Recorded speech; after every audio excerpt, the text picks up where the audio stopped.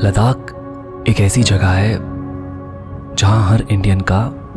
एक बार तो लाइफ में जाने का मन करता है, पर मेरा लद्दाख से कुछ गहरा रिश्ता है, क्योंकि मैंने अपनी लाइफ का पहला ट्रैवल लद्दाख में ही किया था और मैं यहाँ 2015 में पहली बार आया था, जहां से मैंने अपनी फिल्म मेकिंग जर्नी की शुरुआत की थी, क्योंकि वही जगह है जहां मैंने अपनी लाइफ का पहला यूट्यूब वीडियो शूट किया था। तो तब से ये जगह मेरे लिए बहुत खास बन गई है।